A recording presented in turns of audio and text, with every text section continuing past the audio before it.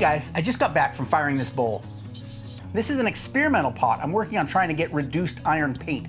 So let me explain to you how I got where I'm at, where I'm trying to go, and then I'll talk about the successes and failures I had here today and how I should go forward with my experiments to try to get good reduced iron paint.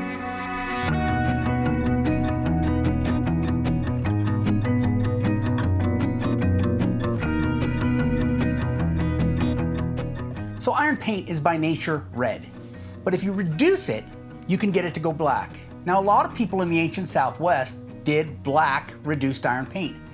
The most famous of those is the Members, who lived in Southwestern New Mexico. But that wasn't the only place that did that. A lot of places did.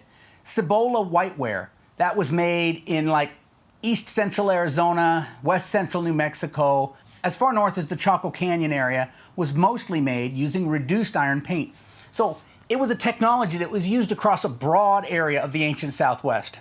This is just taking red iron paint, getting it so hot that it turns black, and then keeping the oxygen from returning so that it stays black. This pot here represents the gold standard in reduced iron paint. This is a replica made by Paul and Laurel Thornburg. And you can see the black on this is just super black. It is, in fact, iron paint. There's a few places, like over here, where it's a little bit brown. There's a couple places where it oxidized a little bit, and that lets you know that it is iron paint. In fact, if you take sherds from reduced iron paint pottery and throw them in an electric kiln, they come out red. So the Thornburgs used to fire these in a big adobe kiln that they called an earthen tunnel, and it works really good. I'm just not too sure that's how the prehistoric Members potters were doing it. So I'm trying to achieve reduced iron paint by firing on the surface. When I fired this ladle a few months ago, you might have seen that video. If you'd like to see it, I'll put the link to that video right over here. I smothered this and I got a decent black. As you can see, it's pretty dark. It's a little on the brownish purpley side, so it did oxidize a little. But when I first pulled it out of the ground, it was like 300 degrees. It was hot, and it was charcoal black. Unfortunately, I pulled it out too soon at 300 degrees Celsius. It oxidized before my eyes and turned this chocolate brown color. The other thing about it is the paint was a little fugitive. It was red hematite paint mixed with a little clay. And you can see here on the handle, where it's been handled, that a little bit of it came off.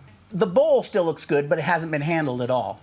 So I was hoping to figure out how to get iron paint that wasn't so fugitive, that was a little harder, and how to get it and keep it good black. So I made this pot as an experiment to try to do better, to get a better black than I got on the ladle. So now that you understand the background, let me take you back to the making of this bowl and the painting of it with 6 different kinds of red iron oxide paint. Then I'll come forward and show you the firing. Then come back to the studio here with me today, and I will show you what worked, what didn't work, and how we can go forward.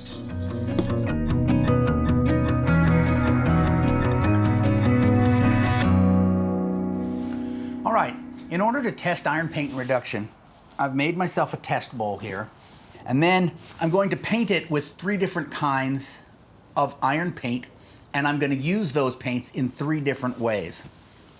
So I have here red iron ochre that I collected last year in a video. I'll put the link to that over here if you're interested. I have red hematite that I've processed into a powder. So this is from stone hematite. This was from a rock hematite. So slightly different forms of hematite, right?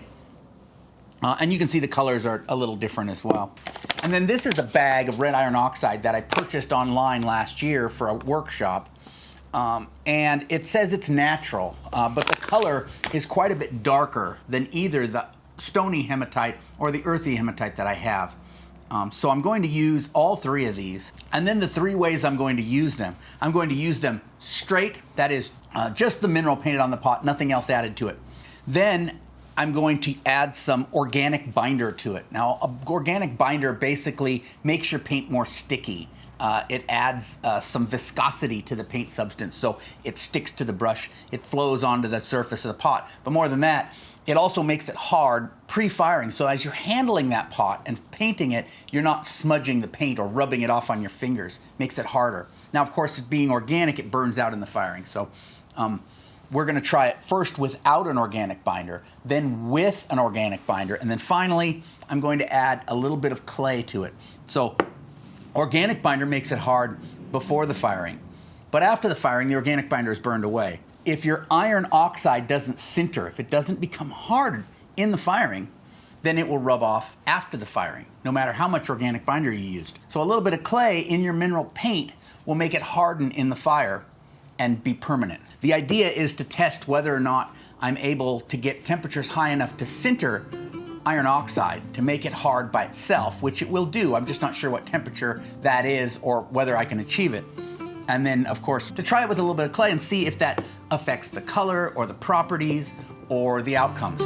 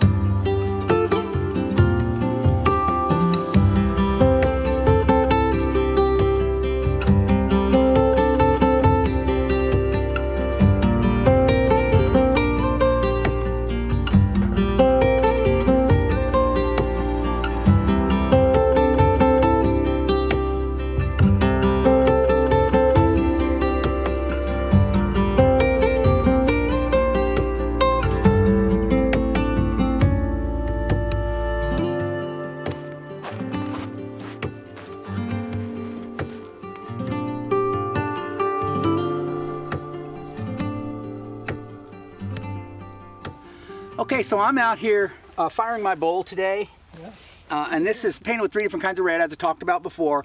And so what I found with firing outdoors like this is that I can reduce iron at maybe 900 degrees Celsius. So I'm not sure the science behind it, but I can get that iron to turn black somewhere in the 850, 900 degree range. So here's what I'm trying to do. I'm going to try to get this fire nice and hot as I can. Now, as hot as I can means under 1,000, because I don't think I've ever achieved over 1,000, maybe on a windy day, It's not really a temperature I reach. So if I get it as hot as I can, I'm probably 9, maybe 950. And I'm gonna fire with oak. I'm gonna crib it up so it's gonna fire for a while. It's gonna be nice and hot. I've got my infrared gun, so I'll be able to tell how hot it is. And then once it starts burning the coals, I'm just gonna smother it, let it sit for a while and cool, and hopefully it comes out of the fire with some nice blacks. Then we'll test and see, whether those red paints are fugitive or not, whether they rub off with your finger or if they're solid, okay? And now my friend Mox is here doing some experimental archaeology. He's got some test tiles here. You'll see those in the video, but it's not really part of what this video is about, all right?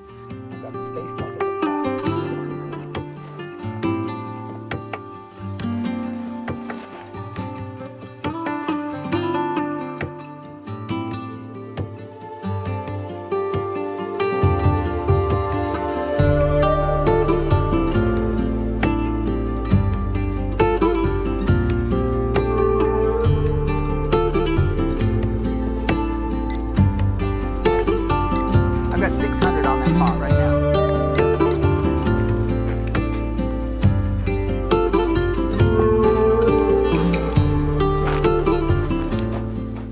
All right, so we're about 850 degrees in there right now.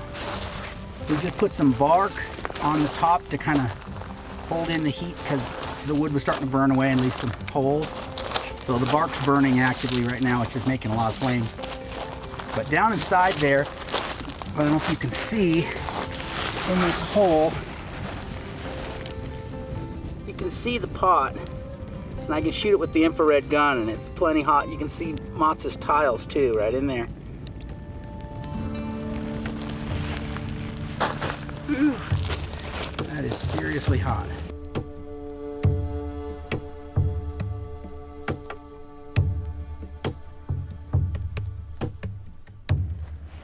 It's fun to do firing at night. Oh! Oh! Oh! It's just coming apart right now. That's a winner.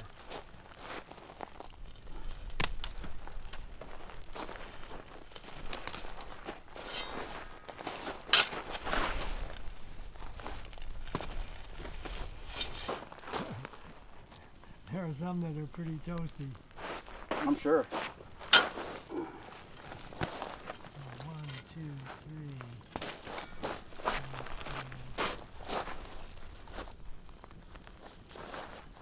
I think there might be 1, 2, 3, 4, 5, 6, 7. No, we got them all.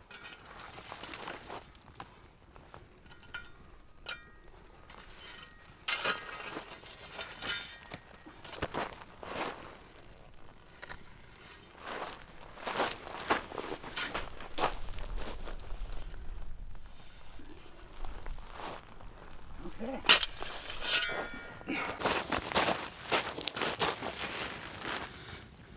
Okay, I reached temperatures over 900 degrees as recorded by my infrared thermometer. Pulled the wood away as it was starting to burn to coals and smothered it with a little bit of soil, sand really.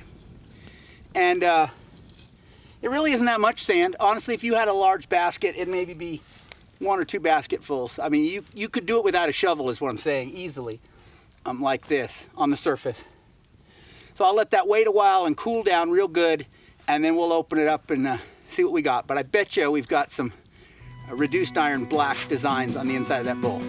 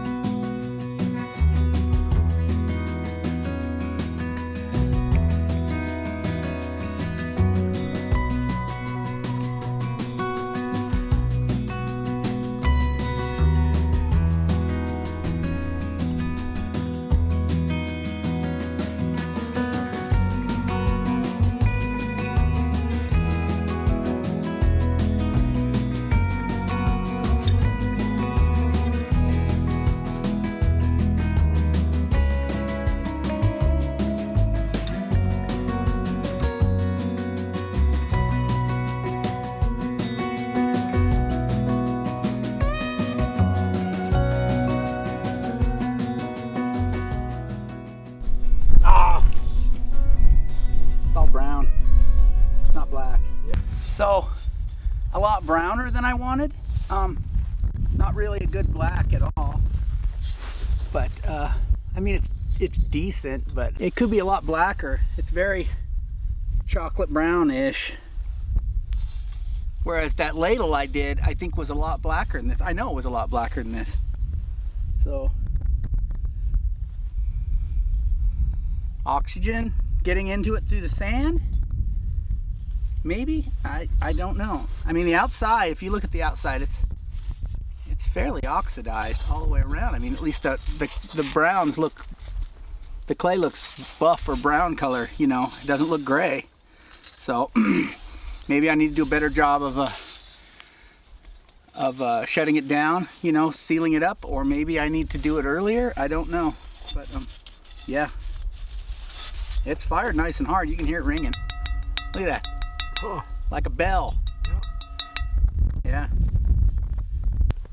We'll get back to the studio and see, you know, how permanent the paints are, the different paints I tried.